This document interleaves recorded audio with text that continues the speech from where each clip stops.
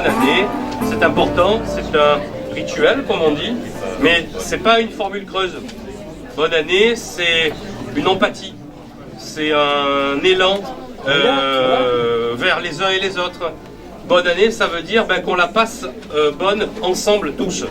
C'est pas qu'on souhaite égoïstement la bonne année à quelqu'un, c'est que nous allons passer une bonne année. Donc je vous souhaite et je nous souhaite collectivement une bonne année. Qu'est-ce que c'est une bonne année?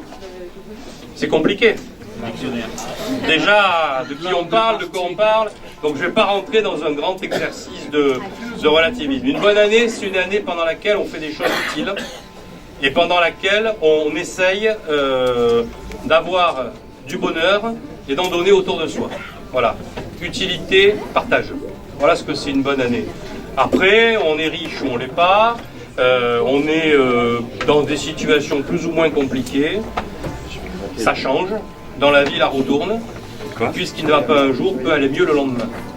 On peut être aussi fatigué, on peut être aussi malade, on peut être aussi dans une situation compliquée. Eh bien, il faut se raccrocher aux branches qu'il y a autour, il faut se raccrocher aux autres, et il faut faire en sorte que ce lien que nous avons tous naturellement avec autrui soit productif, parce que c'est la vraie thérapie sociale. Pourquoi cette galerie depuis tant d'années et avec vous toutes et vous tous? Parce qu'elle fait partie de cette chaîne importante dans une société dans laquelle les gens se voient moins, peu. Il n'y a pas vraiment d'endroit où se croiser. C'est quoi les endroits où on se croise? C'est les commerces, c'est certaines associations, certains clubs, à certains moments. Cette question du lien social, elle est essentielle.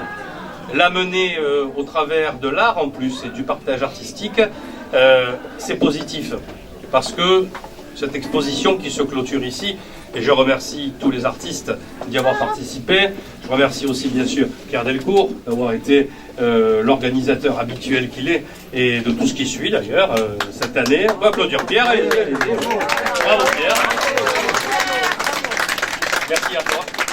Merci à toi pour ta gentillesse et la qualité de ce que tu fais ici avec nos amis. Eh bien, cette galerie, elle fait partie de ces éléments, je dirais, qui fonctionnent et qui fonctionnent dans la durée.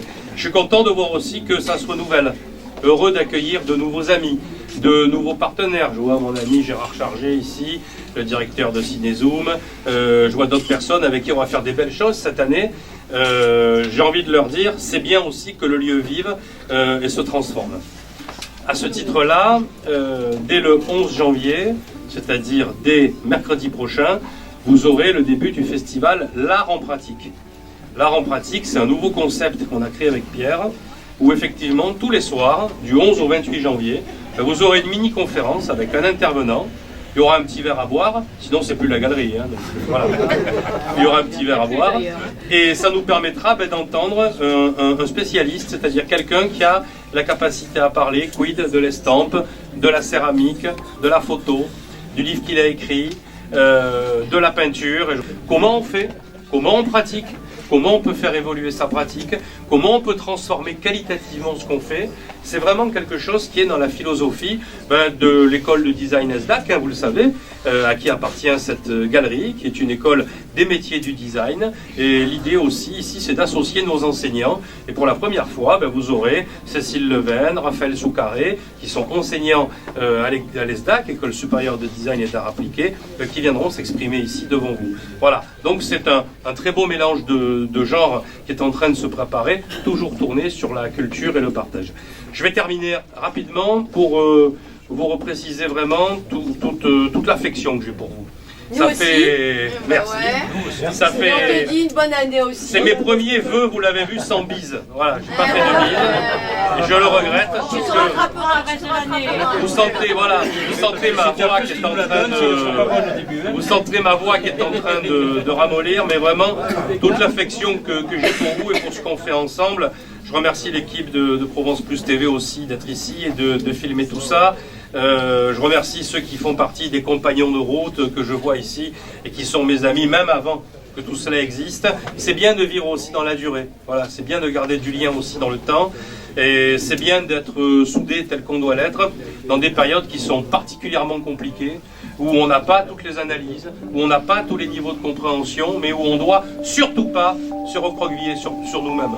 On doit surtout continuer à ouvrir les bras, à aller voir le monde, à aller voir les autres, à s'intéresser à autrui. Et c'est ça, on va dire, le meilleur antidote à toute crise sociale, morale qui puisse exister. C'est d'être positif, d'aller devant. Et moi, je vous souhaite du coup, non seulement une très belle année, mais n'oubliez jamais qu'elle ne sera que ce que vous en ferez. Voilà mes amis. Merci. Merci.